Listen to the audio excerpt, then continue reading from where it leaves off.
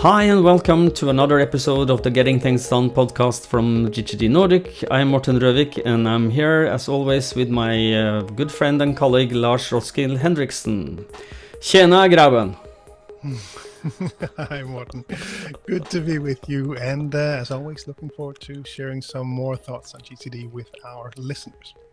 So if you haven't listened or watched this podcast before, the goal for us is to help you learn or become even better GTDers, become more productive, less stressed, get a better overview of all of your commitments. And we hope that you find these episodes valuable regardless of how experienced you are with GTD. And we always, if you want a refresher or learn more about the basics of GTD, we always recommend you go back and listen to episodes 1 through 6. We actually just recently heard from a GTDer who said that this was now his preferred way of introducing people to the basics of GTD, was to lead them to the first episodes of our podcast. So really happy to hear that. Yeah, we are.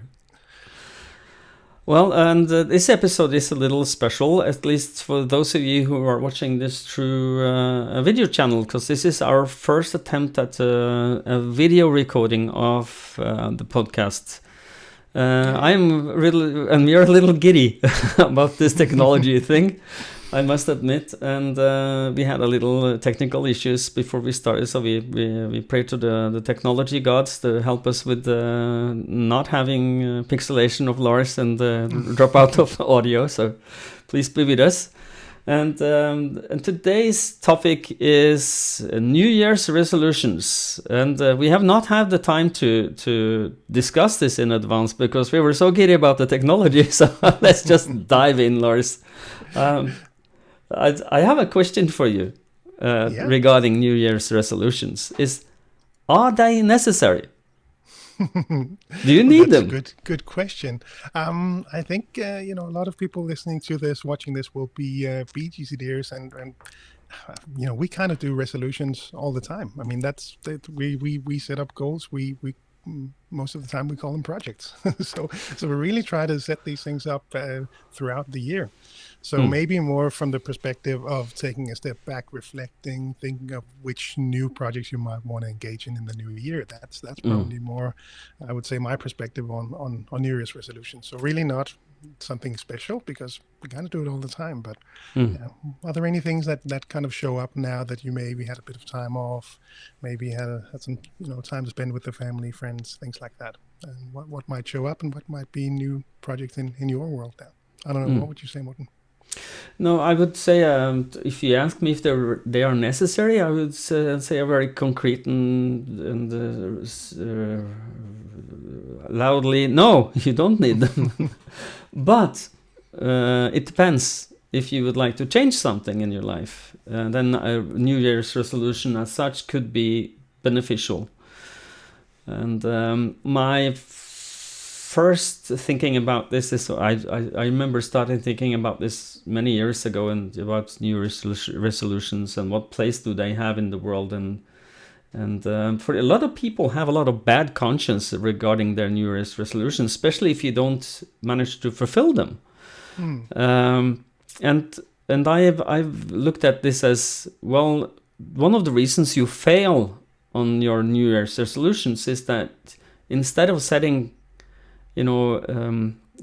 planning this, first of all, and then secondly, that if you don't plan, and if you make your resolutions too big, like in 2021 I want to look like Arnold Schwarzenegger in his on his height of days. And yeah, maybe, but that's maybe a big goal, maybe too big a goal, too big a habit to change, because there is a lot of habits that needs to be changed to do that.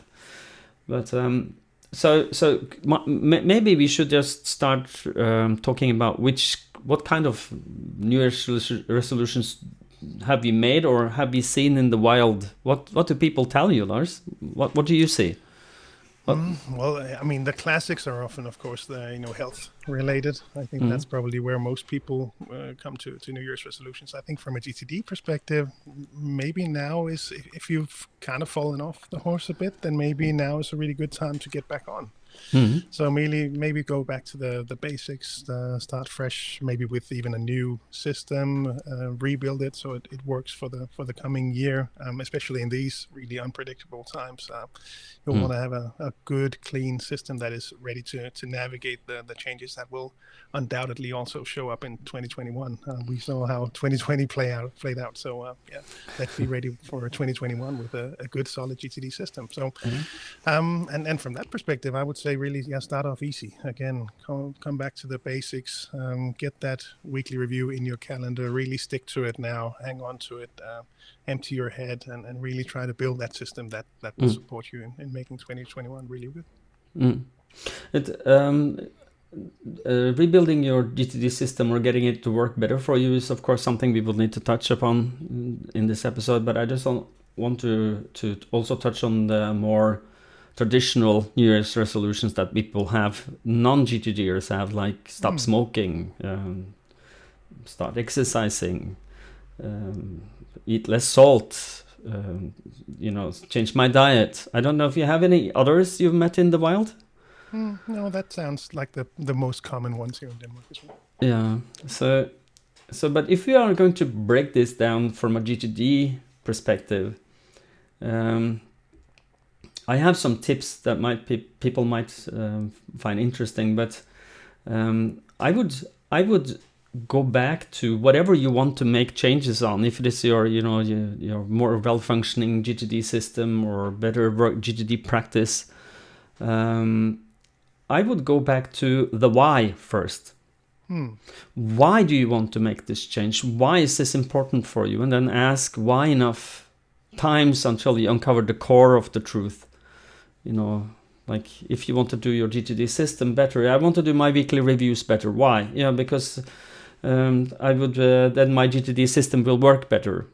And why would that benefit you? Why is that important? Because if my GTD system works better, I can concentrate on what's important for me right now. And why is that important for you?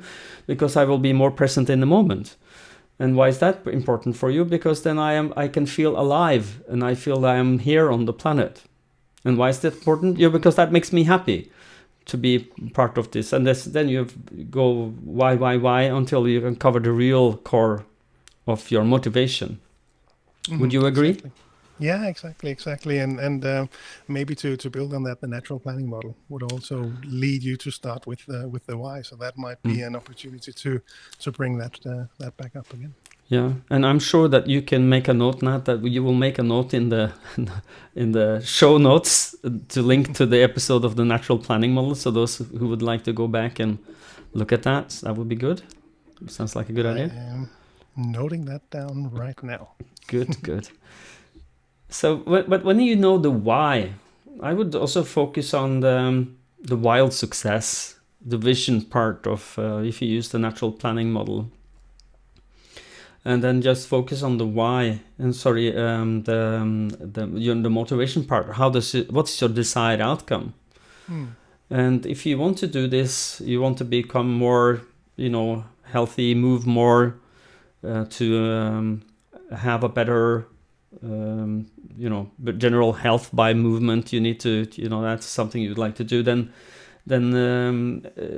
imagine yourself as better fit. What would that help you achieve? How would that look? How would that feel? And then and that would be my second step. And my third step is how would you identify a micro habit that you can build and then build on. Does that make sense to you? Absolutely, yeah, and I know that's something that you've been working on as well to look more into that. How do we break it down to make it as easy as possible for you to move forward on these things? Yeah. I found that this actually works. I've used it on me, and I hear back from a lot of people that say that this way of looking at it actually helps. So if you know the why, and then wild success could be like you have mind like water, or a more athletic body, or a lower cholesterol, or lower blood pressure, or whatever you want to change. And stop smoking. You're not smoking anymore. And then imagine that. Decide, to find your wild success, your vision for this, And then for breaking it down, then either identify something you already are doing and then build on that. For instance, if you want to do your, let's say you want to start on more regular basis, I want to clean my bathroom because I understand that's not very well handled in my life. How would you go about this? And then the micro habit could be as small as this. Make a calendar note for, every Saturday morning or whenever you want to do this, and make a calendar appointment with yourself and make this internal agreement. I will fill up a bucket of water, put some soap, put a sponge or a rag inside the bucket, and I will enter the bathroom and see what happens. Because that kind of trick you, because everybody can, and if you don't want to do anything after that, you can just empty the bucket. But if you come into the bathroom with a bucket of nice smelling soap water with a sponge or a rag inside for cleaning, then you might want to, I have started now, so why I don't just do something and then suddenly your bath is cleaned. And then after, when you feel more comfortable with that, you can establish that as a habit. How would you go about for doing this with GTD, Lars, if you use the same principles I just outlined? What would you do? Well, like you said, one approach could be to go for the calendar thing, and really I would focus on breaking it down to the right next action. So if you do have some New Year's resolutions, whatever they might be, really, you can apply the natural planning model, but at least define that desired outcome, the project for it, define that next action. Really try to break that down, because it continues to amaze me how at least some people struggle to break it down, myself included sometimes, to the right next action. So if it's not the right next action, it's not small enough, whatever the reason might be, it might be standing there, it might be looking at me on my lists and never really moving forward on it. So really thinking through, how could you make this happen? What's a good small micro habit, maybe micro next action to really move things forward? Yeah. And the reason I'm calling this micro habits and not micro next actions, even though they are micro and next actions, is because you can take a habit and you can build on it. So for instance, that let's say that you want to start exercising on a regular basis. Both you and I have had what used to be called a cognitive preference survey, now called Kairos cognition test.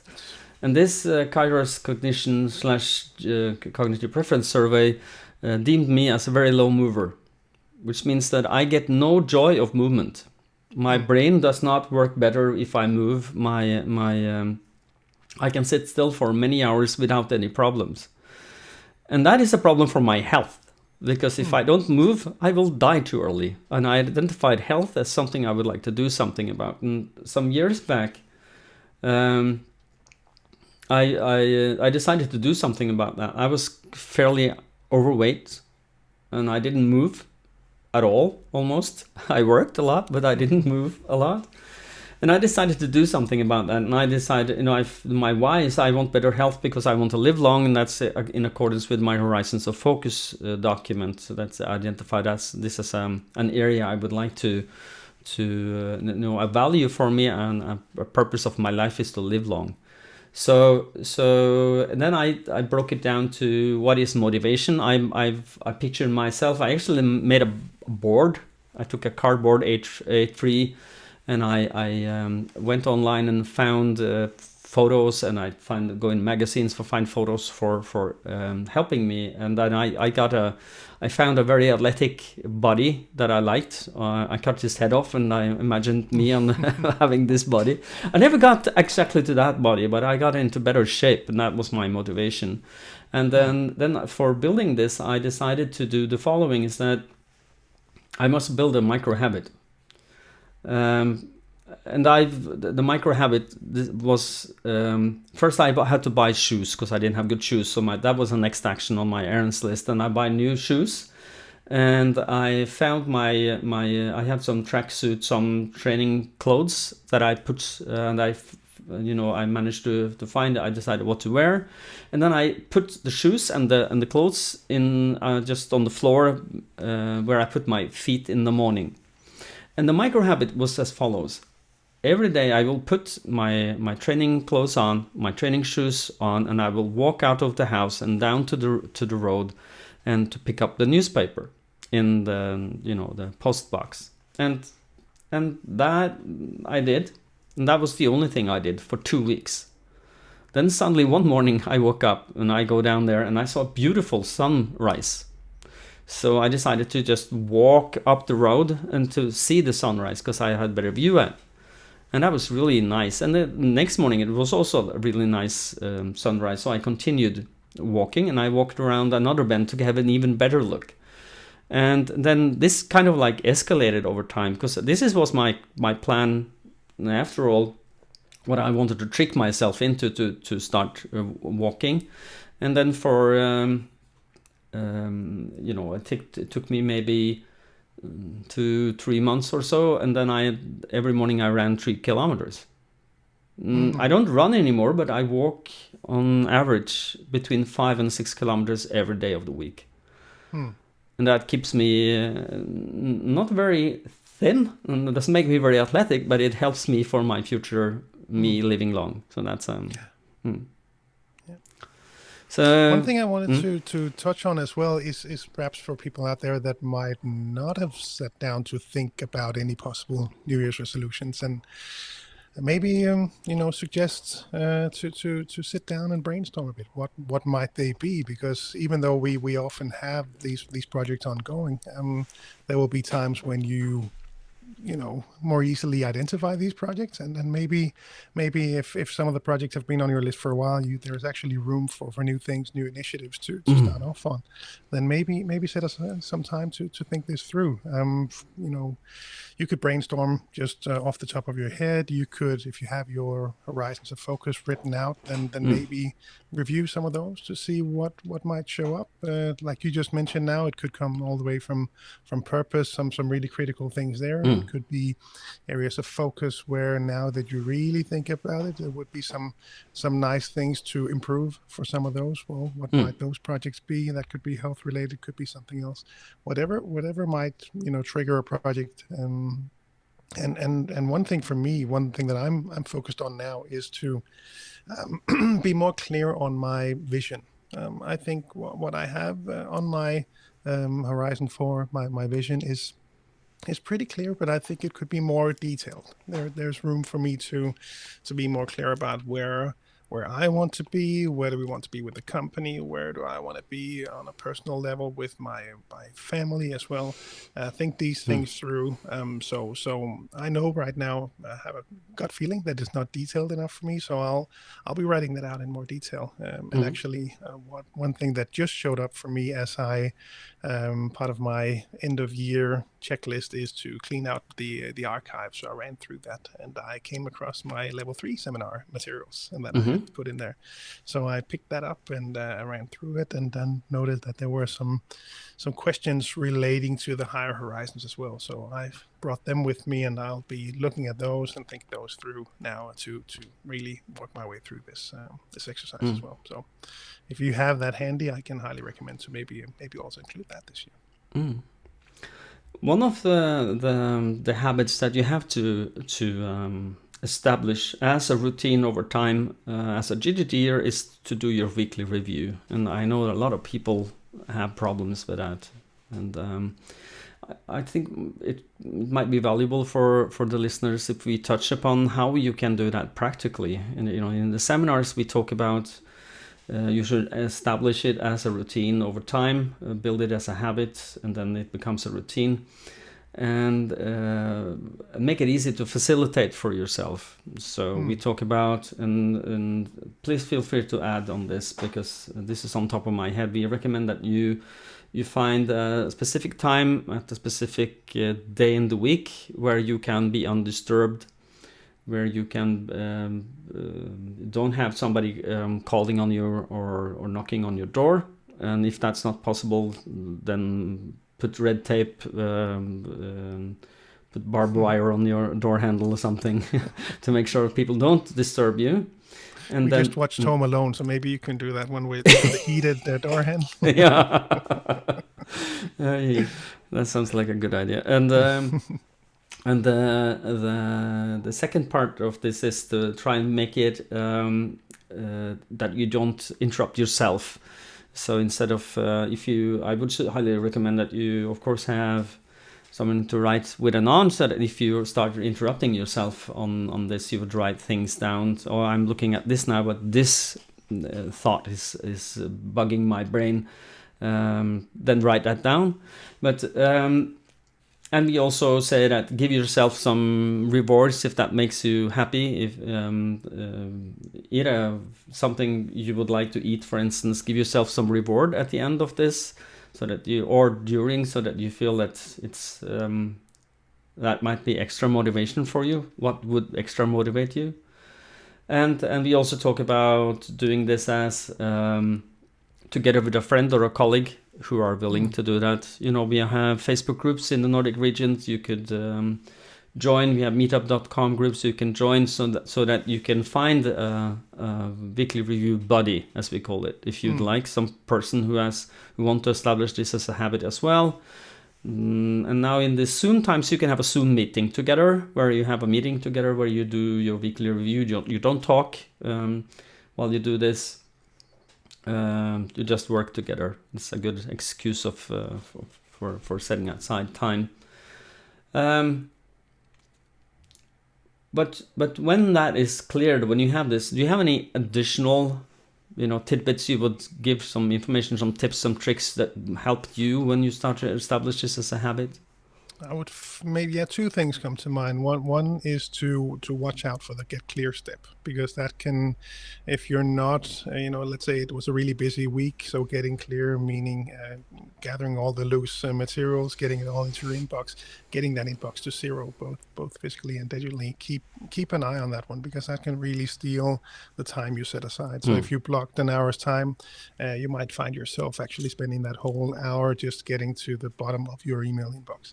Yeah. So if that happens to you, then maybe set aside some time the day before in the afternoon to get close to zero. So when you start off with your weekly review, just to have a few things that have shown up now, you can get those into the system, so you can move on to getting current and get creative. And the other part I would suggest is to really make it your own. So really add some things in there that you want to see as part of your weekly review, and things ideally that you only see as part of your weekly review. So when you really trust it, you are naturally drawn to doing that weekly review, because otherwise you'd miss it. So I have some things on my checklist in there. I have some rewards. I have some questions for myself. I have some, even on we're recording this close to the end of the month, so I have some monthly items that I know I have to transition from my weekly review checklist into my active system. So throw some things in there that you will only see then, because that at least was a helpful factor for me to make sure that I got my weekly review done, was to know that I actually had to get in there, and I wanted to get in there, because I was a nice reward at the end as well. Me too. And then especially what really helped me, I had first of all, have a checklist, so that you know where you are and where you left off if you're disturbed. Create a checklist for your weekly review. If you go to any of the seminars, you will have a checklist for this in your material, either in your Mind Marker app. For those of you who are fairly fresh to GTD, it's maybe a year we had this in the seminars, and then or in the physical material or digital material, you will also have this if you did this is an online seminar. But create your own version of this. I'm looking at my weekly review checklist now, where I have because as old people, I struggle maybe more than normal for people, because I'm very associative. In my brain is very difficult to be sequential, and this is highly sequential. So I have to make it as attractive as possible for me. So I have weekly review done with a lovely feeling afterwards, with a smiley face is my the checklist. And after that, I've changed the order of things, and I really to get started, I make it really easy for me. That my first two items is turn on Do Not Disturb on mobile and Mac. I can do that. I don't have to think about that. That's very easy. Let me do that. And then then I'm started. And then I have look over my main targets for the year 2020, as we are speaking now, once a month, and make a reflection. And I've decided which month is. I understand that this is the first Friday of the month. I will look at them. And I can do that. I don't need brain for that, and kind of like trick myself to get started. What are your tricks, or do you don't have any? Do you have any problems like I am? Am I only the only one? No, for sure. I have some of the same, and I think mine are, pretty similar. Turn on Do Not Disturb. Go get that good cup of coffee. Start that weekly review playlist that I have one of the default ones, or standard ones in Apple Music. I think it's a Nike Run with Headspace. So that playlist is always something that I play, and that just puts me into weekly review mode. So start off nice and simple, and gather papers, put that into the inbox. I can do that, and then you're out there, you're moving, and perhaps you're more easily drawn to the next steps. So certainly relate to that. Okay, well, I hope that we've given you something, at least for the weekly review, that you might want to use. But the idea is make it yours, and establish a habit that can become a routine. And one thing I would highly recommend you to do is to keep a weekly review journal. And just somewhere where you will see it, and then you open your journal before you start your weekly review to motivate yourself. Write down, what does it feel when you're finished? How does it feel? How do you feel inside? And most people who do this feel that, well, I have overview, I have control, I have a good feeling of nothing's gonna, come and knock me down until next week or next weekly review. I have an overview. And if you write that down, it will motivate you for the next time you want, because you will remember, this is why I'm doing this. I don't know, would you recommend the same? Yeah, if that works for you, then for sure do that. I know at least people that track that they make that they've done their weekly reviews. So when they look at that list, my sister does that actually. She has a list of doing her weekly reviews, so she can see that she has this chain of completed weekly reviews, and you don't want to break that chain. So no. So that's perhaps also a motivational factor to get that weekly review done. Yeah. Well, I see for those of my coaching clients that have expressed concern about their ability to do their weekly review on a consistent basis, to remember why they want to do this and to remember the good feelings to get after is an extra motivation factor for them. So. Yeah. Okay. Anything else we would like to add on this? Just two things that I thought to also mention, coming back to one thing when we talked about brainstorming possible ideas, just also, I think when people are more experienced with GTD, it becomes more easy to also start to really see other people playing into their personal or professional lives. So perhaps also think this through with people near you. Is there something you want to achieve with them this year, something you want to do for them this year? Prepare for whatever it might be. So perhaps take that perspective when you perhaps brainstorm on possible ideas for what you might want to complete in the new year. And lastly, I want to mention to perhaps also think back to the past year. So look back at your accomplishment. What did you complete this year? Because we had a great chat with David on a Nordic virtual meetup, and I'll link to that in the show notes as well. We started that off with a focus on a half-year review, and we ended up talking about a lot of different things, other aspects of GTD. But one of the things that David said that stuck with me was the difference between completing something and acknowledging it.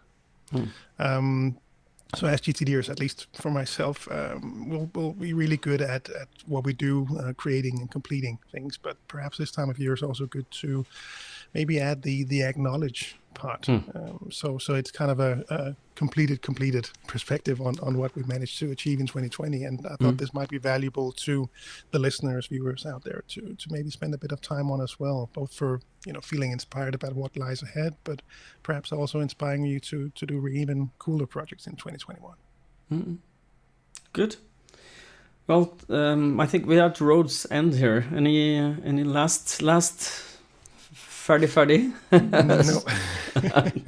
Okay, Lars. No, I think we always wrap up these episodes with a quick reminder to head on over to. But before we do that, because this is a special episode. Because if you're listening to this in your normal podcast app, good, you will listen, but you can also see this episode, and we should maybe tell people where they can see this if they're listening to it, and maybe we will do this in the future. I will publish this and I'm sure you want to publish it somewhere also, and it will probably be published on my newly established channel in YouTube called Morten Røvik GTD. Morten Røvik GTD, if you want to go there and have a look there.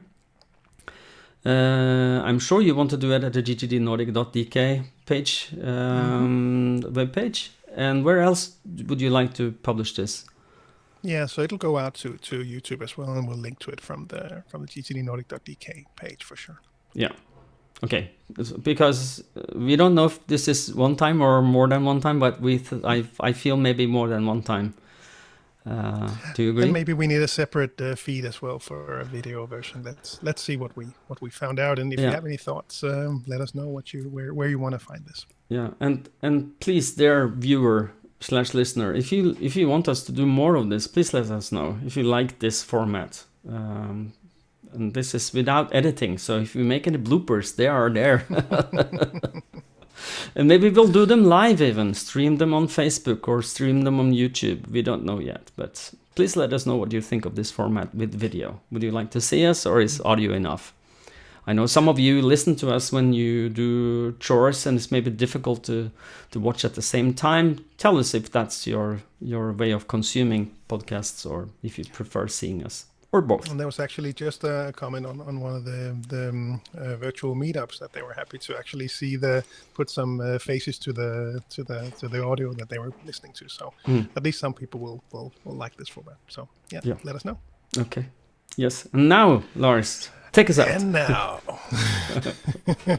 for something completely different.